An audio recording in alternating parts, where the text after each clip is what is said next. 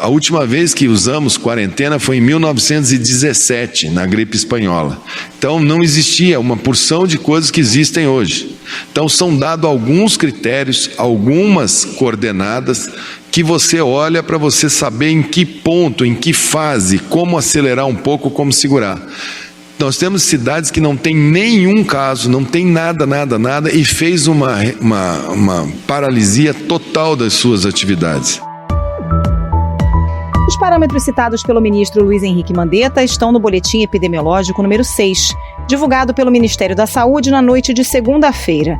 É uma recomendação para que o distanciamento social seja flexibilizado em cidades com sistema de saúde estruturado e onde o número de casos confirmados de coronavírus não tenha impactado em mais de 50% a capacidade instalada dos hospitais. É óbvio que em determinadas situações, em determinadas localidades, a depender do contexto epidemiológico, o gestor pode, inclusive, estabelecer um bloqueio total, que está lá previsto também. Então, isso tudo deve ser modulado. O que nós não podemos é ter um movimento de manada, todo mundo fazer tudo ao mesmo tempo, achando que todos os lugares são iguais. Nós somos um continente, é um país que tem vários países dentro do seu território. Nesse país continental, como lembrou o secretário de Vigilância em Saúde, Wanderson de Oliveira, há cidades como Manaus e Fortaleza, onde o relaxamento do isolamento poderia provocar grandes danos. São áreas em que os números de casos e de internações já sufocam o sistema de saúde. A rede hospitalar, que é uma responsabilidade do governo estadual e como as elas que vêm de seguidos governos para trás, ela entrou em colapso. Não está mais sendo capaz de dar vazão à demanda por tratamento contra a Covid, contra o coronavírus. Como Manaus, do prefeito Arthur Virgílio, existem centenas de outras cidades que precisam evitar uma explosão de casos nos próximos dias. Por exemplo, municípios com grandes populações, onde um surto da Covid-19 poderia provocar danos incalculáveis. O Ministério da Saúde atualizou há pouco os números da Covid-19 no Brasil e eles continuam subindo. Casos confirmados são agora 13.717 e as mortes 667. Como lidar com situações tão diferentes em um mesmo país, sem pôr em risco toda a estratégia de combate ao novo coronavírus? Já é possível dizer quando a já famosa curva de contágio vai chegar ao pico? Como são feitas as estimativas para mensurar a evolução da epidemia, mesmo sem testes em massa, como ocorre hoje no Brasil? Esses são os temas do Ao Ponto desta quarta-feira. Eu sou o Roberto Maltic, estou com a Carolina Moran, os dois em home office. E nesse episódio, a gente conversa com o físico Domingos Alves, do Laboratório de Inteligência em Saúde da Faculdade de Medicina da USP de Ribeirão Preto, que participa do esforço para projetar a evolução do coronavírus no Brasil, e com o repórter Leandro Prazeres, da sucursal de Brasília, que explica os detalhes da recomendação do Ministério da Saúde que flexibiliza o isolamento social em algumas cidades. Fique com a gente. Leandro Prazeres, no último boletim epidemiológico divulgado pelo Ministério da Saúde, tem ali um item, uma previsão de que a partir do dia 13 de abril, municípios e estados onde o número de casos confirmados de coronavírus não tem impactado mais de 50% da capacidade de leitos instalada, podem começar uma transição para o distanciamento social seletivo. O que isso significa? É um relaxamento das medidas de isolamento que a gente tem visto até agora? Sim, é uma sinalização nesse sentido.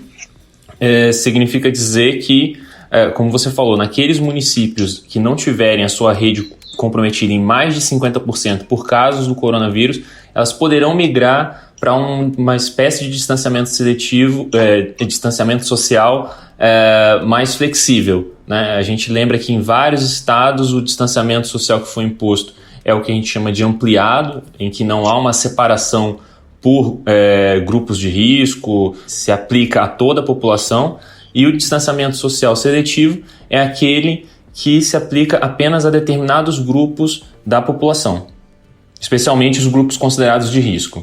Pois é, Leandro, agora na terça-feira o governo teve que voltar para explicar essa nota técnica e disse que a questão dos leitos não é a única. Também os municípios ou estados devem estar com o sistema pronto, o sistema de saúde pronto, para suportar os efeitos da Covid-19, correto? Exatamente. Hoje o governo detalhou e explicou que não basta ter apenas mais de 50% da capacidade dos leitos ociosa para poder fazer essa flexibilização da medida de distanciamento social. Além da capacidade de leitos, o governo explicou que é preciso que os municípios ou os estados que queiram fazer essa migração tenham capacidade de diagnósticos, de exames, né, para fazer a testagem das pessoas, tenha também ampla disponibilidade de respiradores, de equipamentos de proteção individual que são extremamente necessários para quem está na linha de frente. Então não se trata apenas de ter capacidade ociosa de leitos. Toda uma estrutura que o governo está recomendando para que os municípios e os estados possam iniciar essa transição para uma flexibilização dessas medidas de distanciamento.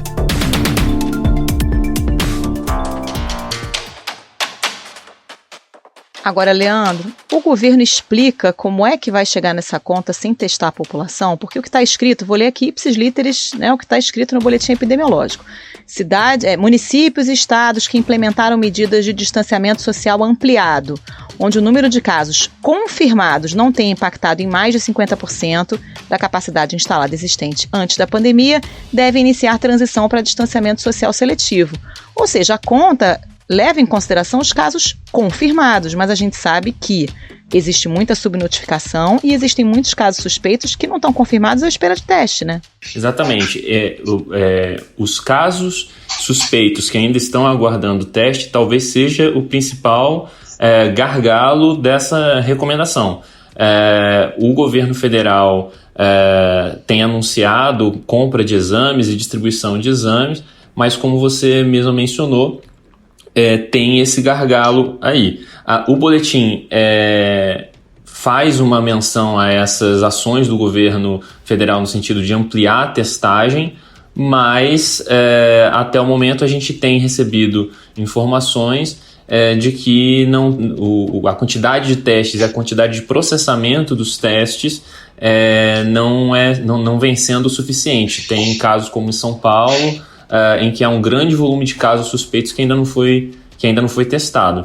Agora, Leandro, para a gente encerrar, você está em Brasília, porém você tem raízes fincadas em Manaus, né? Você tem uma trajetória no norte do país.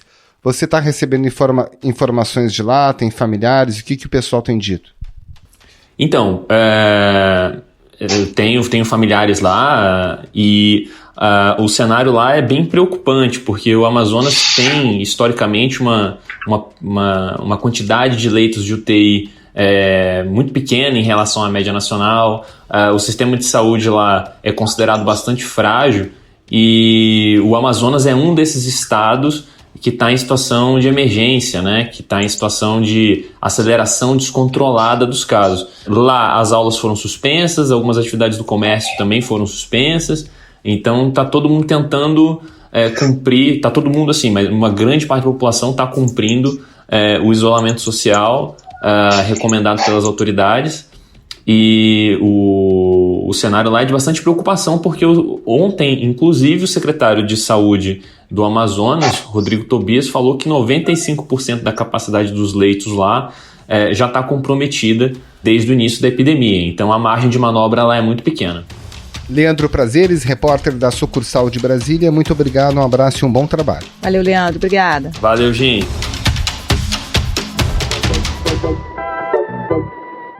Professor Domingos Alves, onde é que nós estamos nesse momento em relação à curva de evolução da epidemia de coronavírus no Brasil? Nós estamos no começo da ascensão da curva, ou seja, nós estamos com uma curva bastante acentuada, principalmente em alguns municípios hoje no Brasil, tá?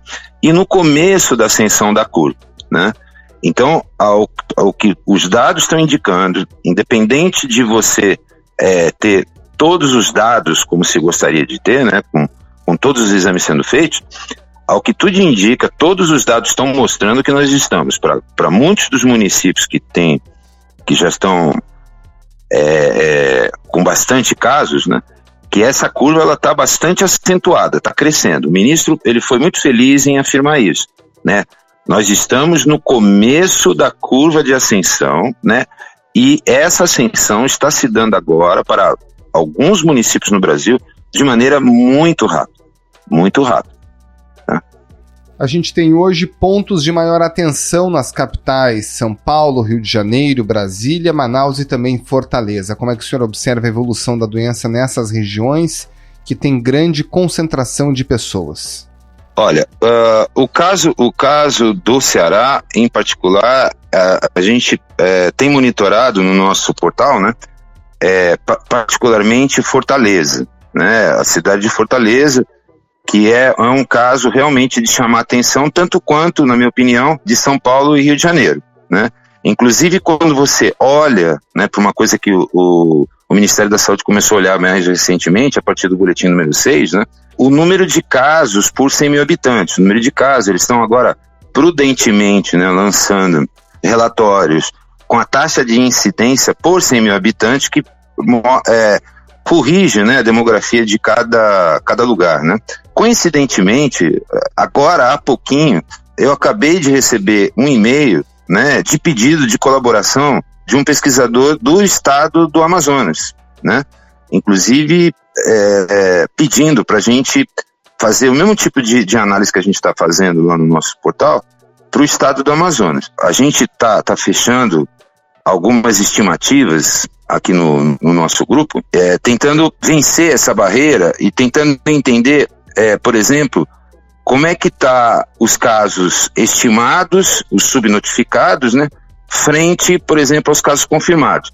Então, por exemplo, para nós aqui está aparecendo a seguinte coisa, que a despeito desses casos confirmados que tem no Amazonas, de uma maneira geral, né, com 500 e poucos casos, tá, a nossa estimativa de casos subnotificados para o Amazonas está em 3.500 casos, certo? Então, essa discrepância é que os gestores têm que começar a lidar, inclusive na hora de fazer o gerenciamento de leite, que é a coisa mais grave, né, que esse bichinho, né, está causando para os sistemas públicos de saúde.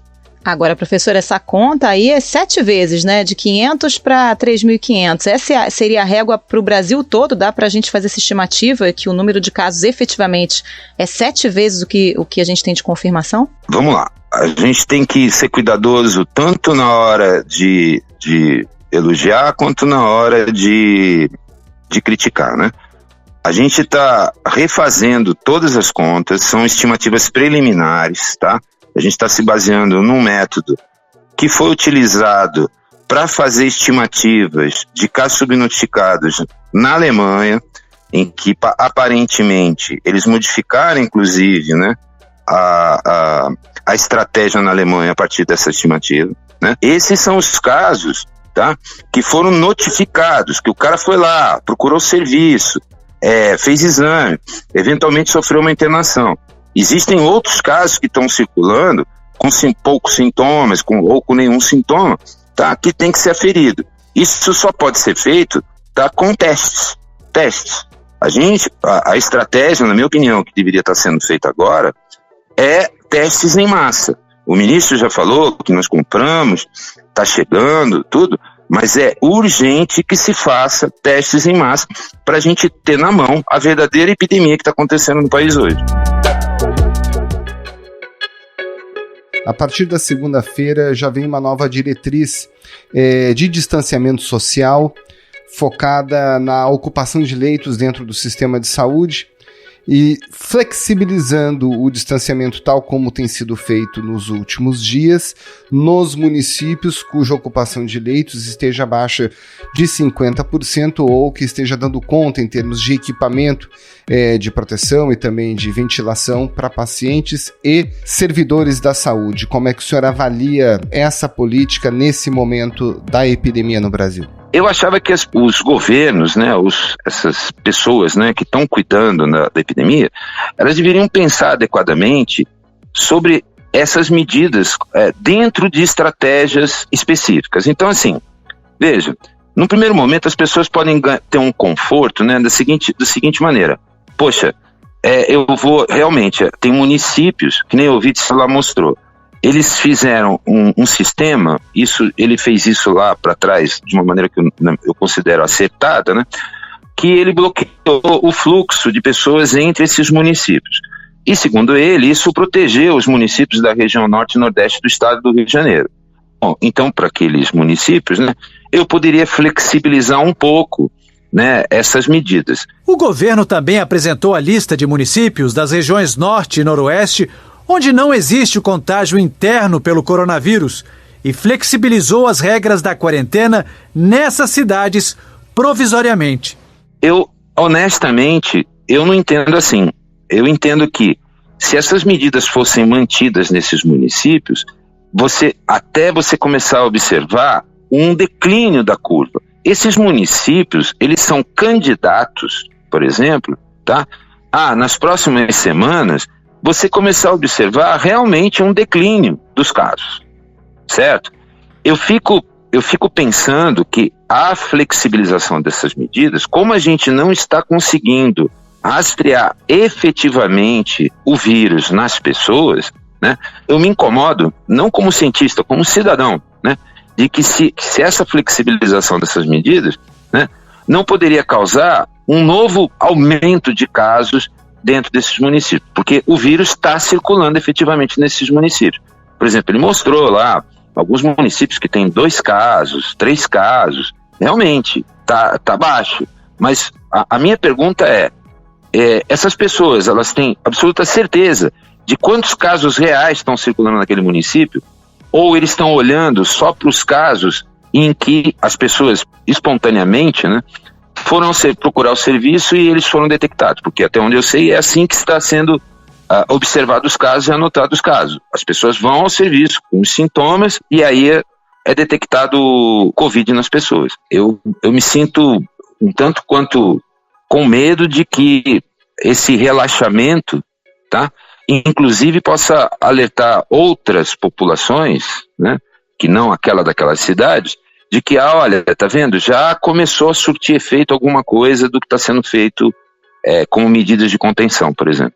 Professor, nos estados onde a gente tem mais dados, né, vocês trabalham, imagino, com muito dado de São Paulo, Rio de Janeiro também tem bastante coisa, já dá para perceber essa interiorização do vírus de uma forma mais acelerada? Quer dizer, ele está chegando mais rapidamente nas cidades menores, onde não havia tantos casos antes? Com certeza, isso é uma coisa que eu com os meus colaboradores, a gente está vendo isso como um vídeo, né? No nosso portal a gente tem, por exemplo, um mapa do estado de São Paulo, né?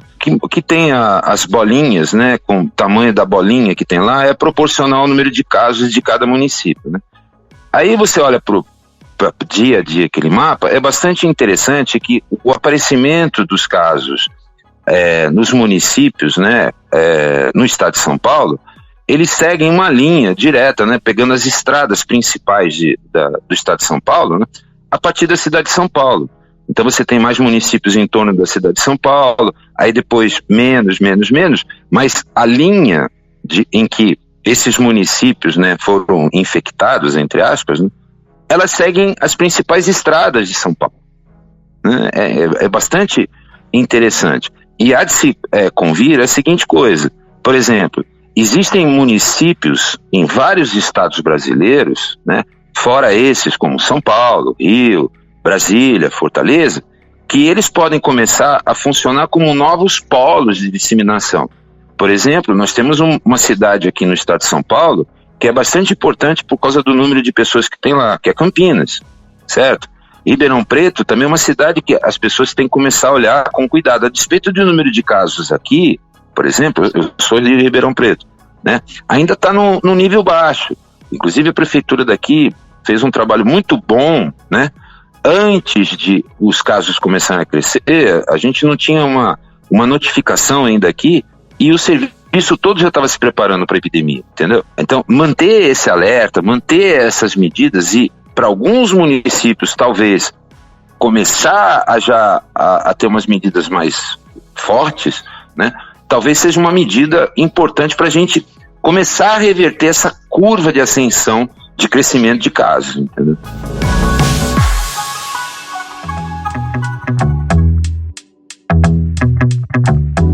Nesse momento, professor, o senhor consegue dizer mais ou menos quando vai ser a hora para relaxar esse modelo de isolamento social que a gente está vivendo? Não, eu não consigo fazer essa projeção, que nem a projeção de quando chegaremos no pico, né? Certo? Do pico da epidemia, né? Hoje eu não teria condições de fazer essa projeção de uma maneira efetiva, tá? E digo mais um pouco, que qualquer pessoa que esteja tentando chegar nesse dado hoje, a partir de inferências, tá? Necessariamente ele vai estar cometendo um erro, inclusive metodológico, de fazer inferência para uma coisa que o horizonte ainda está um pouco distante, certo? Com relação às projeções de leitos, né, que se faz, né, também eu acho que não é possível hoje saber quando que vai haver uma reversão da curva em termos de ocupação de leito. Mais uma vez, eu queria dizer a seguinte coisa. Nós estamos no começo. E, de novo, essa fala não é minha só. É do ministro da Saúde. Importante, hein? Nós estamos no começo da epidemia. Nós estamos no começo da subida. De uma subida que está sendo forte para vários municípios. Certo? Então, assim, fazer projeções de quando a gente vai chegar no pico da epidemia, quando a gente vai diminuir a ocupação de leitos, tá? Eu acho temerário. Vou te dar um exemplo que eu acho que eu conversei com você antes por telefone, tá? Prático disso. Vamos lá, a questão dos leitos, né? Da ocupação dos leitos. Então, alguém mais apressado, um pesquisador muito bom, que sabe fazer conta adequada, um bom estatístico, né? Pode começar a fazer projeção do número de casos. Aí ele fala que, bom, agora, daqui para frente, eu já sei que eu cheguei no pico da ocupação e daqui para frente a gente vai diminuir. Eu queria chamar a atenção de que, atualmente no Brasil, nós estamos vivendo uma epidemia importante de dengue, tá? Dos últimos 5 anos, essa epidemia que mais está gerando internações no Brasil hoje, de uma maneira geral. Para alguns municípios, isso já está ficando muito grave. Até o dia 15 de fevereiro, o Brasil registrou mais de 181.600 casos de dengue, um crescimento de 72% na comparação com o mesmo período no ano passado. O número de internações geradas por dengue. Veja, como você sabe, tipicamente, nos últimos 5 anos, nós tivemos epidemias importantes de dengue, mas não com tantas internações. Este ano, em particular, é o ano de uma epidemia forte de dengue, em que está causando muitas internações. Uma outra coisa, e de novo, isso que eu estou falando aqui são comentários do ministro da Saúde. Nós estamos com uma terceira onda, uma terceira tempestade importante que tem que ser monitorada, que é a sazonalidade da gripe normal, tá?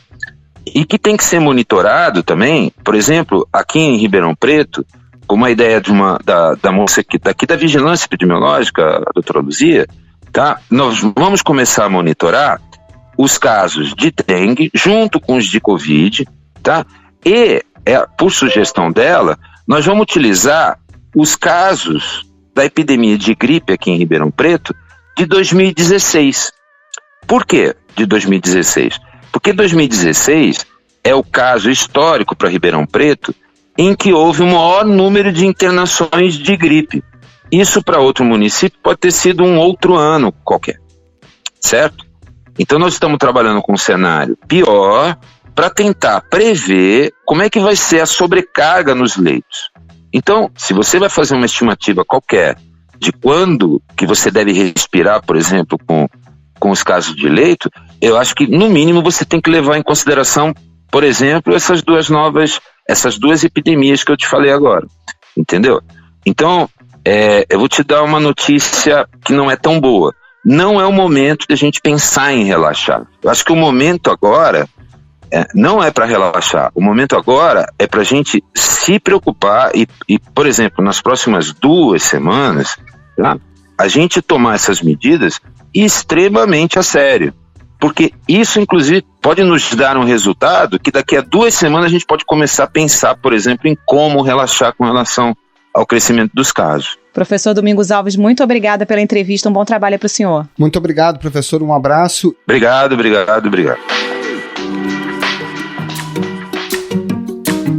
Esse foi o Ponto de hoje, o podcast diário da redação do Globo. Nessa conversa a gente conta com a participação de toda a equipe do jornal, as mesmas pessoas que levam até você informação e análise de qualidade todos os dias. Quer saber mais? Assine o Globo. Acesse assineoglobo.com.br e confira todas as notícias e reportagens especiais. Lembrando que todo o material de utilidade pública relacionado ao coronavírus está gratuito. Não precisa ser assinante do Globo. A edição é do João Guilherme Lacerda. Tchau. Até mais.